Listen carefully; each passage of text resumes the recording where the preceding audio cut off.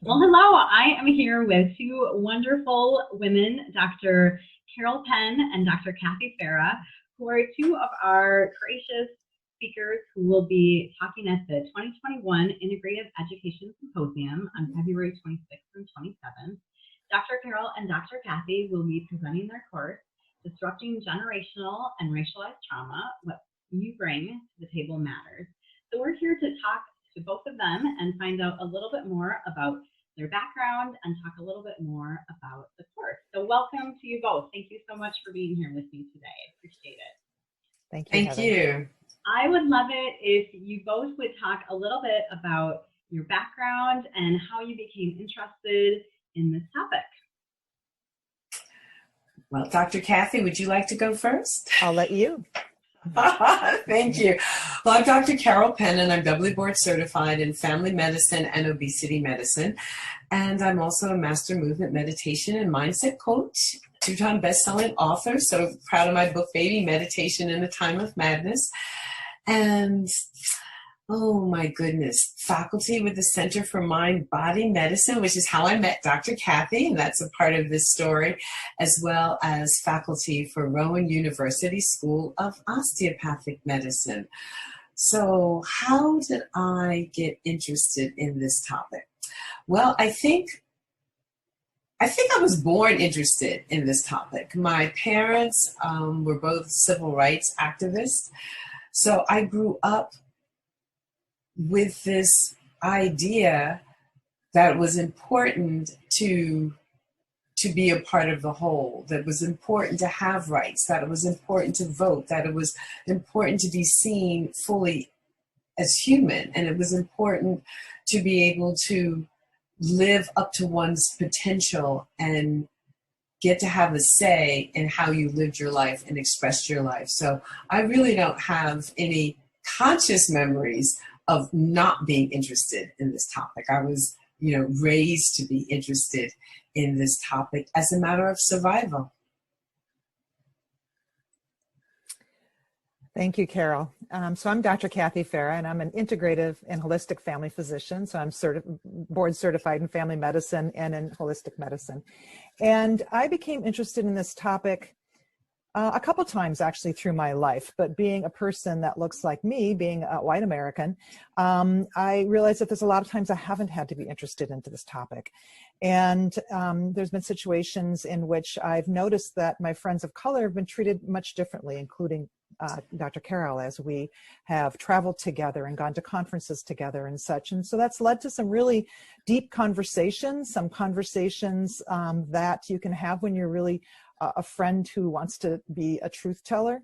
And certainly as modern era has evolved, and I've just been increasingly aware of our disparities, our inequities, I have been on a journey to learn more, but not just to learn more, but to share more. And Dr. Carol has been very gracious in helping me on that journey.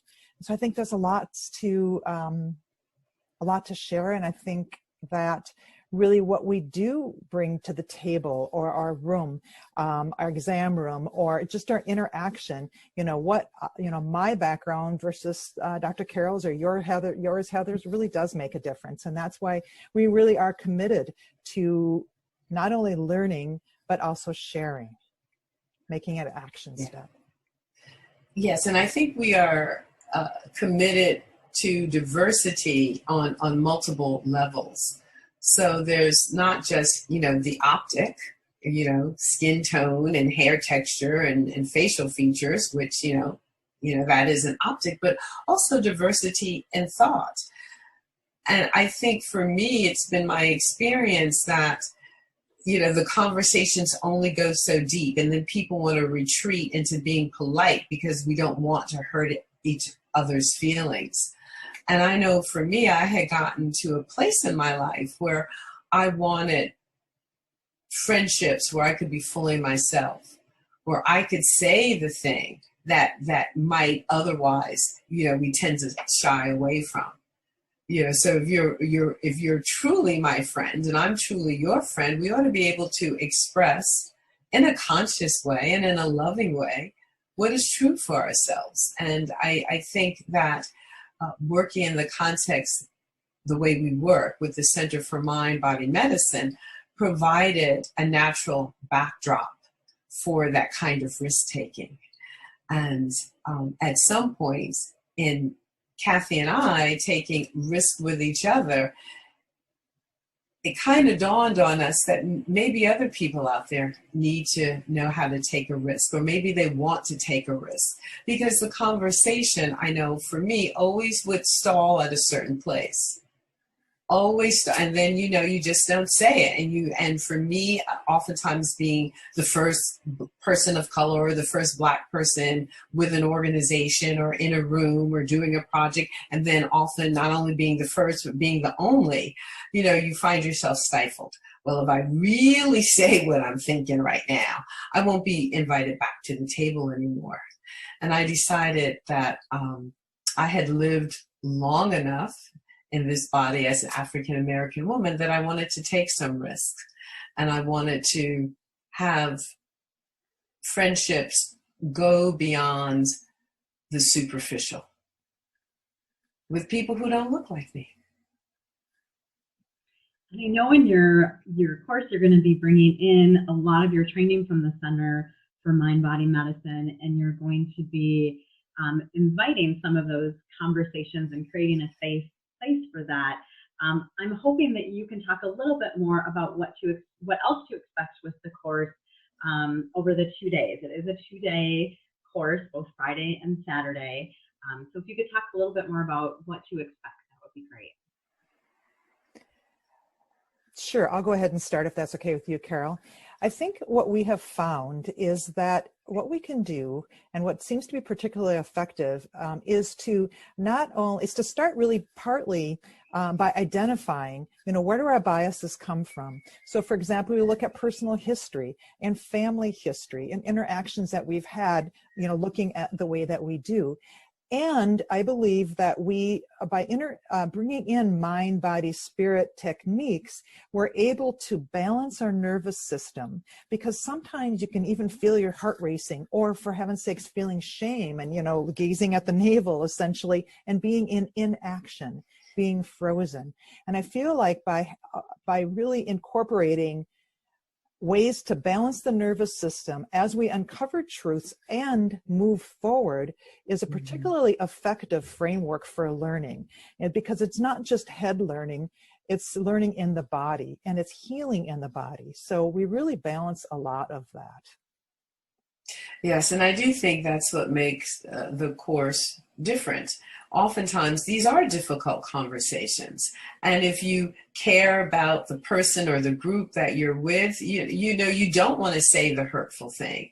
But so much of our history and so much of what has occurred, it is hurtful. It's hard to say it. It's hard to hear it. It's hard to say you've been perhaps victimized by any of it. And I feel that victimization is a two-way street. And so this is an opportunity for people who are ready to be open in this way to move beyond that, to move beyond those taboo places, those frightening places, those like, oh, that feels really dangerous over there. And, you can feel it in your body. You start to tense.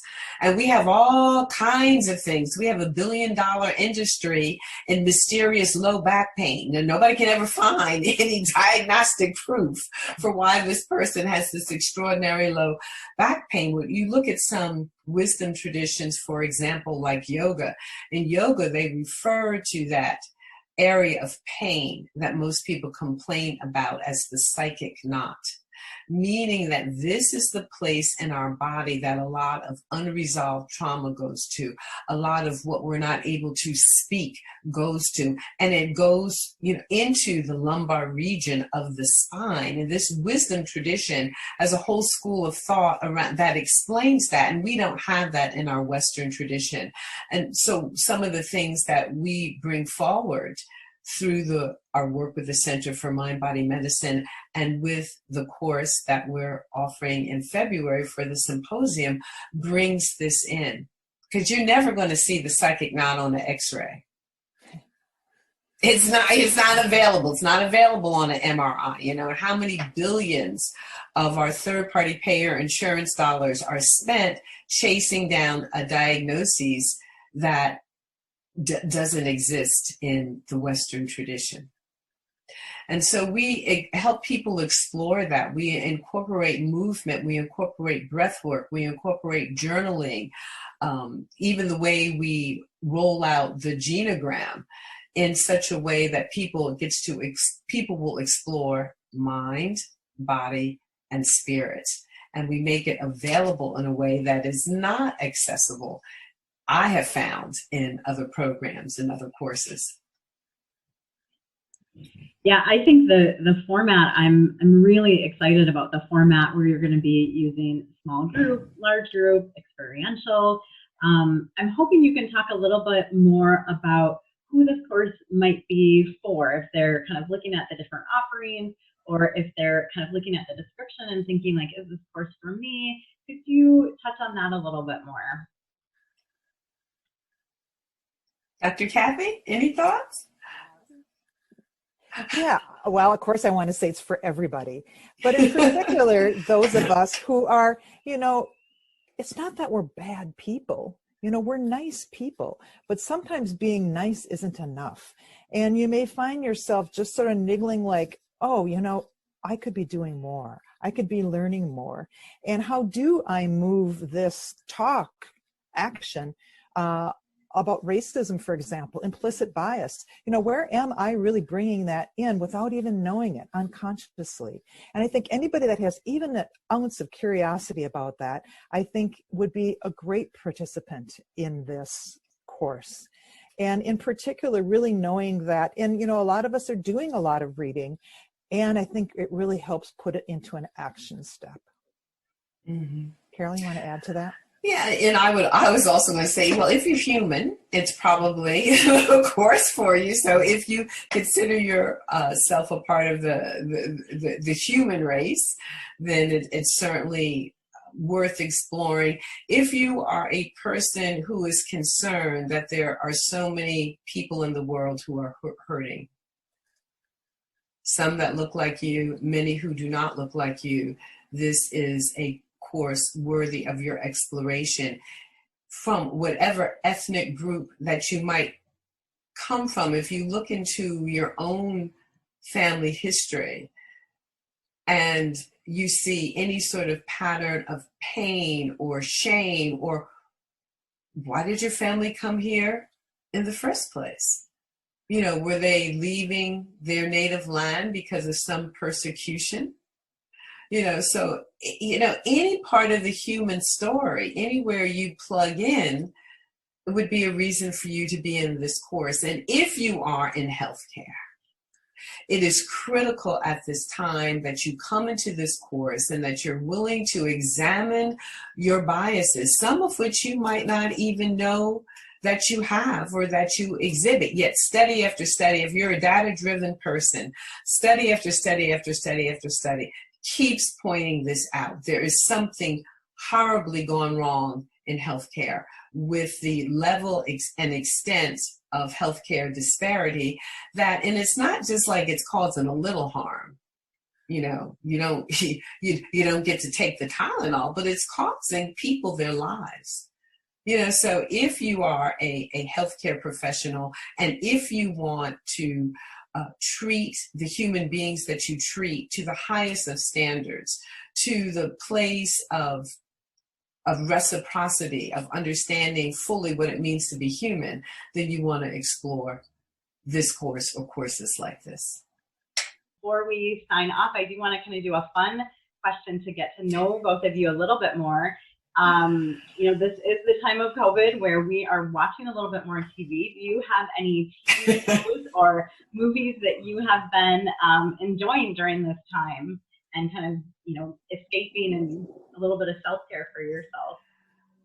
I have to say, since I just recently saw it, by all means, please see Pixar's Soul, S-O-U-L. It It is fantastic. And of course I love it. It's talking, what's not to love? They're talking about meditation. They're talking about self-care. They're talking about purpose in life. So, it's like, right up my alley and in my sweet spot, so to speak. And the art of the way the film is animated. So you can watch it from several levels. If you just enjoy artistry and the way the animation, the artist, it's just absolutely stellar. If you like the quality of voiceover, and again, that's something that you would resonate with, you could probably not watch the film, although it is visually compelling, and just listen to Jamie Foxx and Angela Bassett and Tina Fey.